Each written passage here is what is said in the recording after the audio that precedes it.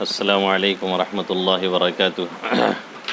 Live سوال جواب کے سیشن میں آج پھر حاضری ہے۔ احباب کے بہت سے سوالات آئے ہیں جن کے جواب دینے ہیں۔ ارباز شیخ بیرکڈی اعظم گڑھ یو پی سے پوچھتے ہیں، مفتی صاحب ہر کوئی کہتا ہے ہمارا مسلک صحیح ہے، دیوبندی کہتے ہیں ہم حق پر ہیں، اہل حدیث اور بریلوی حضرات کہتے ہیں ہمارا مسلک صحیح ہے، عام لوگوں کو کیسے پتہ چلے گا کہ کون مسلک صحیح ہے؟ اس میں دیکھیں، اللہ کے حبیب صلی اللہ علیہ وسلم نے اہل حق کی پہچان بتلاتے ہوئے بہت واضح انداز میں فرمایا، ما انا علیہ واصحابی، جس پر میں ہوں جو میرا طریقہ ہے، واصحابی، اور عمومی بات فرمائی جو میرے صحابہ کرام کا طریقہ ہے۔ اور دوسری حدیث میں آپ صلی اللہ علیہ وسلم نے فرمایا، خیر القرون قرنی ثم الذین یلونہم ثم الذین یلونہم ثم یشف الکذب، سب سے بہتر زمانہ میرا ہے، میرے زمانے کے لوگ ہیں، پھر صحابہ کرام کے بعد تابعین کا، پھر تابع تابعین کا، پھر بددینی عام ہونے لگے گی۔ یہ ایک واضح معیار آقا مدنی صلی اللہ علیہ وسلم نے دیا ہے۔ جہاں پر کسی کو سمجھنا ہو کہ وہ اہل حق میں سے ہے یا غلط میں سے ہے، تو اس کو دیکھنا یہ چاہیے کہ وہ صحابہ کرام سے، آپ صلی اللہ علیہ وسلم سے محبت رکھتا ہے یا بغض رکھتا ہے، پھر ان کے طریقے پر چل رہا ہے کہ نہیں چل رہا ہے۔ اگر عام طور پر جو صحابہ کرام ہیں ان کے طریقے پر ہے کسی ایک طریقے پر، یا ان کے بعد کے جو طریقے ہیں تابعین اور تبع تابعین و خیر القرون کا زمانہ ہے، وہ جو علماء گزرے ہیں، علماء حق، ان کے طور طریقے کو اپنا رہا ہے اور اس کا قول عمل صحیح ہے اور اس طریقے سے وہ جنت کی طرف بلا رہا ہے، لوگوں کو دعوت دے رہا ہے، تو پھر وہ شخص حق پر ہے۔ کچھ جزوی طور پہ اختلافات اپنی جگہ ہوتے رہتے ہیں اور ہیں بھی، وہ تو صحابہ کرام کے دور سے ہیں اور اس میں کوئی فرق نہیں پڑتا ہے۔ اور اگر وہ شخص امر دین میں، دنیاوی معاملات میں تو کوئی بھی ضرورت کے تحت بہت سی چیزیں استعمال ہوتی، امر دین میں وہ باتیں جس کا تقاضا آپ صلی اللہ علیہ وسلم کے زمانے میں تھا یا صحابہ کرام کے زمانے میں تھا یا تابعین تبع تابعین کے زمانے میں تھا، لیکن علماء نے اسے اختیار نہیں کیا اور اس سے منع کیا یا اس کو پسند نہیں کیا، وہ شخص ان چیزوں کا اختیار کرتا ہے، ان چیزوں کی طرف بلاتا ہے، یا اسلاف سے بغض رکھتا ہے اور ان سے دوری پیدا کرواتا ہے، تو پھر وہ اہل حق میں سے نہیں ہو سکتا ہے، وہ کسی بھی مسلک کا ہو۔ ایک واضح معیار ہے جس کو ہر کوئی انشاءاللہ سمجھ سکتا ہے، تھوڑی سی بھی دین کی اگر سمجھ بوجھ رکھتا ہے تو۔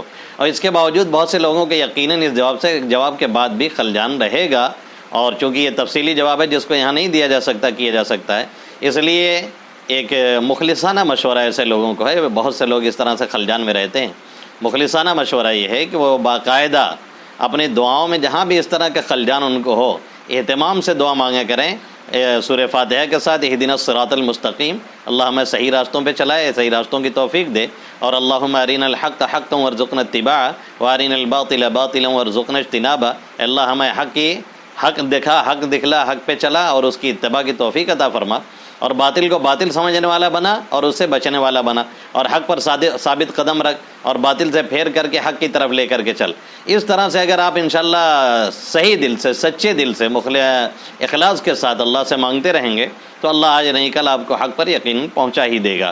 ابو ہریرہ حلیمی پورا معروف مئو یو پی سے پوچھتے ہیں، موبائل میں یا براہ راست شیعہ کی مجلس میں نوحہ اور مرثیہ سننا کیسا ہے؟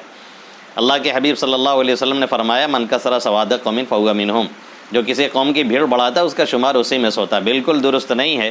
ہاں کوئی پڑھا لکھا شخص ہے ان کی غلطی وغیرہ بیان کرنے کے لیے، یا اس طرح سے ان کے غلط باتوں کو جو بڑی باریکی سے نقل کرتے ہیں اپنے یہاں اور عوام اس میں مبتلا ہو جاتی ہے، اس کو سمجھانے کے لیے کوئی سن رہا ہے تو ایک الگ بات ہے۔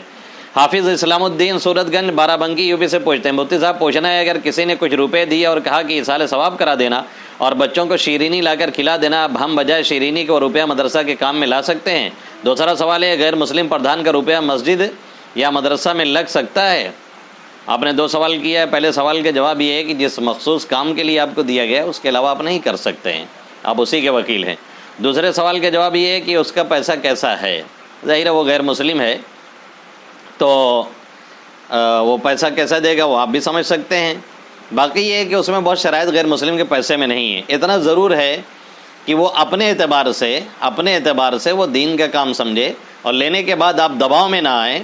ایسا نہ ہو کہ آپ بھی اس کے کسی مندر میں چندہ دینے چلے جائیں یا کسی ایسی مذہبی چیز میں چندہ دینے چلے جائیں، تو پھر گنجائش ہے، ویسے پرہیز بہرحال بہتر ہے۔ حافظ محمد شاکر رمضان پور بیگو سرائے بہار سے پوچھتے ہیں، مفتی صاحب سوال یہ ہے کہ کسی غیر محرم کو قرآن پڑھانا بغیر حجاب کے مردوں کے لیے درست ہے یا نہیں، نیز عورت کا چہرہ اس کی ہتھیلی وغیرہ نظر آ رہا، اس کا کیا حکم ہے؟ با حجاب جہاں پڑھاتے ہیں وہاں کیا دھماکے ہوتے ہیں وہ آپ کو پتہ ہے، بے حجاب اگر پڑھائیں گے تو کیا ہوگا وہ آپ سمجھ سکتے ہیں، بالکل گنجائش نہیں ہے۔ انعام الرب اعظم گڑھ یو پی سے پوچھتے ہیں کیا قرآن کو بوسہ دینا عبادت ہے؟ اگر محبت میں چومے یا جس کو پڑھنا نہیں آتا وہ چومے شرعاً کیسا ہے؟ بالکل صحیح ہے، عبادت کا یہ بھی ایک حصہ، اس کو دیکھنا صرف عبادت ہے، جیسا کہ حضرت عبداللہ بن مسعود نے فرمایا۔ چومنا بھی ایک عبادت ہے، جیسا کہ حضرت عمر فاروق رضی اللہ تعالیٰ عنہ روزانہ صبح میں قرآن کو چومتے اور اسے آنکھوں سے لگاتے اور فرماتے میرے پروردگار کا کلام ہے اور یہ میرے بزرگ و برتر اللہ کا منشور ہے۔ حضرت عثمان غنی رضی اللہ تعالیٰ عنہ سے بھی چومنا ثابت ہے۔ محمد عاقب جونپور یو پی سے پوچھتے ہیں مفتی صاحب پوچھنا یہ تھا کہ معاشرے میں ناجائز اولاد کا شریعت میں کیا حکم ہے؟ کیا روزہ، نماز، حج، زکوٰۃ جیسی عبادت کا فریضہ انجام دے سکتے ہیں؟ مدلل جواب عنایت فرمائے ہیں۔ کیوں نہیں وہ پڑھ سکتے ہیں؟ شاید آپ پڑھانے کے بارے میں پوچھ رہے ہیں، کیا وہ نماز وغیرہ پڑھا سکتے ہیں؟ پڑھنے کو تو بالکل پڑھ سکتے ہیں بھائی، کیوں نہیں پڑھیں گے؟ شاید آپ پڑھانے کے بارے میں پوچھ رہے ہیں، تو اس کا جواب یہ ہے کہ جہاں پہ لکھا ہے فقہائے کرام نے کہ ولد الزنا کی امامت وغیرہ مکروہ ہے، تو چونکہ عام طور پہ ہوتا یہ ہے کہ ان کا کوئی دیکھ ریکھ کرنے والا ہوتا نہیں ہے، تعلیم تربیت ان کی نہیں ہو پاتی، اس لیے مسئلہ لکھا ہوا، ورنہ وہیں پہ فقہائے کرام نے، بہت سے فقہائے کرام نے یہ بھی لکھا ہے کہ اگر وہ قابل ہے، پڑھا لکھا ہے، تعلیم تربیت اس کی اچھی ہوئی ہے اور وہ جو لوگ حاضر ہیں ان میں سب سے اچھی صلاحیت اسی کی ہے، تو پھر وہی امامت وغیرہ کا زیادہ حقدار ہے۔ حافظ عبد الخالق اسرا شہید کبیر نگر یو پی سے پوچھتے ہیں ایک عورت عمرہ کے لیے گئی، مدینہ سے مکہ جاتے اس کو حیض شروع ہو گیا، اب سوال یہ اس کے احرام کا کیا حکم ہے؟ اس کی واپسی مکہ آئندہ 5 روز کے بعد ہے، اس کو حیض مہینہ میں 10 یوم کا آتا ہے، یعنی مکہ رہتے ہوئے پاک نہیں ہوگی، اس کے عمرہ کا کیا ہوگا؟ قرآن حدیث کی روشنی میں مدلل جواب عنایت فرمائیں۔ دیکھیں ایسی صورت میں کوشش تو یہ کرنی چاہیے کہ کچھ تاریخ وغیرہ بڑھا لی جائے، ٹکٹ وغیرہ بڑھوا لیا جائے فلائٹ کا، اور اگر یہ ممکن نہیں ہے تو اسی حالت میں حیضہ مناسک کو پورا کرے گی جیسا کہ حدیث میں ہے، اور ایک دم دینا پڑے گا۔ محمد رضوان لال دروازہ جونپور سے پوچھتے ہیں مفتی صاحب اگر کوئی موبائل سے کسی کو دعا کرے تو کیا صحیح ہے؟ اصل تو دعا یہ کہ سامنے سے کریں، اور غائب کے لیے غائب کی بھی دعا ہو سکتی ہے، گنجائش بالکل ہے، آپ فون پر بھی پھونک مار سکتے ہیں اگر آپ کے پھونک میں اتنی دم ہے تو۔ محمد حلیم ککری پور اعظم گڑھ یو پی سے پوچھتے ہیں بینک میں ملازمت کرنا کیسا ہے؟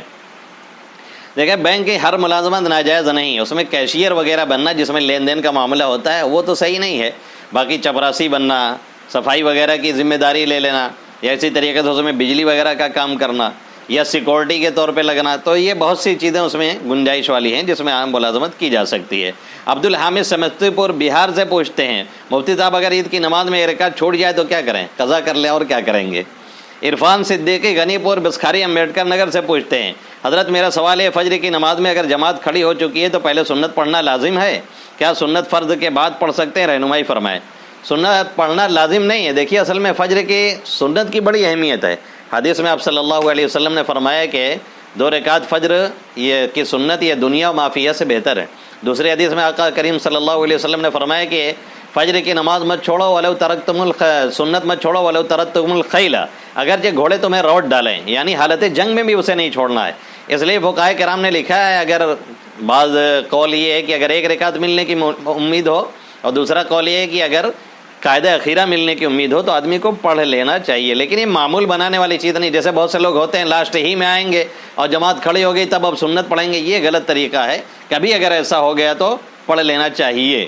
باقی اگر چھوٹ گئی ہے، نہیں پڑھ سکے جماعت کے چکر میں، تو فرض کے بعد فوراً نہیں پڑھ سکتے ہیں، جب اشراق کا وقت ہوتا ہے تب پڑھیں گے۔ حدیث میں بخاری شریف کی صحیح روایت ہے کہ اگر نماز چھوٹ گئی ہے اور نہیں پڑھ سکیں کسی وجہ سے تو فرض کے فوراً بعد نہیں پڑھ سکتے ہیں جب تک کہ سورج طلوع نہ ہو جائے اور اشراق کا وقت نہ ہو جائے۔ محمد بلال مانی کلا جونپور یو پی سے پوچھتے ہیں مفتی صاحب سوال ہے اگر کسی کے بھائی نے اپنے بھائی کو کافر کہہ دیا تو اس کا کیا حکم ہے؟ اگر واقعتاً اس نے کفر کیا تھا تب تو آپ نے ٹھیک کہا ہے، کوئی مسئلہ نہیں ہے، یوں ہی کہا ہے تو ظاہر حدیث میں ہے کہ ایسا قول اور ایسی بات لوٹ کر کے خود کہنے والے پر آتی ہے، اس کے لیے ضروری ہے کہ جس کو کہا اس سے معافی مانگے اور توبہ اور استغفار کرے۔ محمد طلحہ گھوسی مئو یو پی سے پوچھتے ہیں مفتی صاحب الٹی چپل کو سیدھی کرنے کی کیا حکمت ہے؟ اب جو سیدھا کرتا ہے اسی سے پوچھ لیجئے کیا حکمت ہے۔ اس میں حکمت یہ ہے کہ الٹی رہتی ہے تو ادب اور تہذیب کے خلاف، عام طور سے اس میں کیچڑ اچڑ لگا رہتا ہے، دیکھ کر کے خراب لگتی ہے، اس لیے سیدھی کی جاتی ہے اور کوئی مسئلہ نہیں ہے۔ حمزہ زبیر آنند جونپور یو پی سے پوچھتے ہیں مفتی صاحب ہمارے گاؤں میں ایک عمر دراز غیر مسلم ہے، اور جب بھی ملتے ہیں تو پورا السلام علیکم بابو کہتے ہیں، تو ان کو کیا جواب دیا جائے؟ خالی سلام کہا جائے یا وعلیکم السلام پورا کہا جائے؟ وعلیکہ کہنے کے بعد آپ کہہ دیجئے ہداک اللہ، یا وعلیکہ کہہ کر کے خاموش ہو جائیے۔ پورے سلام کا جواب سلام سے نہیں دیا جا سکتا ہے۔ نعیم اختر بیرواں چندن پور مہاراج گنج سے پوچھتے ہیں، لڑکیوں کو چست کپڑا جنس ٹاپ پہن کر نماز پڑھنا کیسا، اور نماز ہوگی یا نہیں؟ ایسا لباس جس سے جسم کی وضع، جسم کی ساخت پوری طور سے ظاہر ہوتی ہو، پہننا درست نہیں ہے۔ ایسے لباس میں نماز پڑھیں گی تو ہو تو جائے گی لیکن مکروہ ہوگی نماز کراہت کے ساتھ۔ نعیم اختر بینوا چندن پور مہاراج گنج سے پوچھتے ہیں، اگر کوئی شخص جسم پر ٹیٹو بنوایا ہو اور اس کا انتقال ہو گیا تو اس کی نماز جنازہ پڑھنا کیسا ہے؟ معلوم نہیں تھا، بنوا لیا، کوشش کیا، نہیں زائل ہو سکا، تب تو ظاہر ہے معذور ہو گیا بیچارہ۔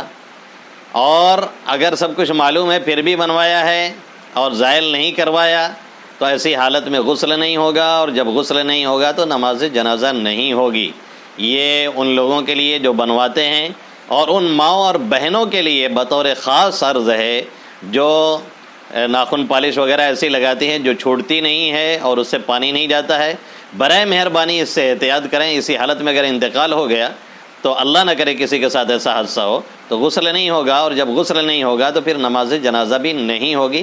بہت سی مائیں اور بہنیں اور بہت سے بھائی اس میں مبتلا ہیں، اللہ سب کو ہدایت دے۔ محمد دلشاد قریشی سیرادی جونپور یوپی سے پوچھتے ہیں، مفتی صاحب میرے مرغے کی دکان ہے، کیا میں تمباکو کھا کر ذبح کر سکتا ہوں مرغے کو؟ آپ کو اپنے گڑکوئے کی فکر لگی ہوئی ہے۔ اگر آپ بسم اللہ صحیح سے پڑھ لے رہے ہیں تب تو ٹھیک ہے، ذبح کریں گے، اور اگر بسم اللہ نہیں ادا ہوتا ہے تو پھر وہ ذبیحہ آپ کا صحیح نہیں ہوگا، اس کا کھانا درست نہیں ہے۔ اگر تھوڑا بہت ہے، دو چار کسیلی وسیلی چل جائے گا، جیسے بھرے رہتے ہیں بولنا ہوتا ہے تو پش سے تھوکنے جاتے ہیں، تو ایسے تو نہیں چلنے والا ہے۔ محمد صالح بھاگلپور بہار سے پوچھتے ہیں، اگر کوئی آدمی بیمار اور اس کے لیے کوئی منت مانگی، اگر یہ شخص ٹھیک ہو گیا تو میں اتنے روزے رکھوں گا، اور اس کا انتقال ہو جائے تو کیا روزہ رکھنا چاہیے؟ مدلل جواب عنایت فرمائے۔ بھائی نظر پوری جب کریں گے، جب وہ کام ہوگا تب نا، وہ بیچارہ انتقال کر گیا تو اب کیا پورا کرنا ہے۔ محمد صالح بھاگلپور سے پوچھتے ہیں، نماز میں کل کتنے واجبات ہیں، مکمل طور پر وضاحت فرمائیں۔ پہلے اس کا جواب دیا جا چکا ہے۔ محمد قاسم بڑکڑا جونپور یوپی سے پوچھتے ہیں، ٹریڈنگ کرنا کیسا ہے؟ ٹریڈنگ میں ہوتا ہے صبح میں شیئر خریدا جاتا ہے، شام تک بیچا جاتا ہے، ایک شیئر ہوتا ہے وہ لائف ٹائم تک ہوتا ہے، جب تک اس کی تفصیل نہیں ہے تب تک کوئی سوال کا جواب نہیں دیا جا سکتا۔ جنید عالم قاسمی ٹانڈا بادلی رامپور یوپی سے پوچھتے ہیں، مسئلہ معلوم کرنا ہے، ایک شخص نے قسم کھائی، میں حق اللہ قسم کھا کر کہتا ہوں کرکٹ نہیں کھیلوں گا، اب وہ کرکٹ کھیلنا چاہتا ہے، اس صورت میں کفارہ ادا کرے گا یا نہیں؟ 10 مسکینوں کو 2 وقت کھانا کھلانے والا، جبکہ وہ شخص اس قسم کو زبردستی توڑنا چاہتا ہے۔ اس کا آپ نے میسنجر پہ بھی پوچھا تھا اور فیس بک پہ بھی پوچھا تھا، میں نے جواب دے دیا تھا، یہاں بھی دے دیتا ہوں، زبردستی توڑے گا، کسی نے زبردستی توڑوا بھی دیا تو ظاہر کفارہ تو آنا ہی آنا ہے۔ اور بات ہے کہ اگر زبردستی کسی نے توڑوایا تو گناہ نہیں ہوگا، بس اتنا ہی بچ جائے گا، لیکن کفارہ تو باہر صورت دینا پڑے گا۔ سیف خان گرینی جونپور یوپی سے پوچھتے ہیں، مفتی صاحب عمرہ پہ پڑھنے والی سب سے افضل دعا بتا دیجیے۔ عمرہ میں دیکھیے ایسے کوئی الگ سے سب سے افضل دعا تو نہیں مجھے معلوم ہے، ہر موقع کی اس میں الگ ہے، سعی کے لیے، طواف کے لیے، ایسے موقع بموقع وہاں دعائیں پڑھی جاتی ہیں جو عمرہ میں ایسے ہی پڑھی جائے گی۔ سوال جواب کا لائیو سیشن پورا ہوا۔ السلام علیکم ورحمۃ اللہ وبرکاتہ۔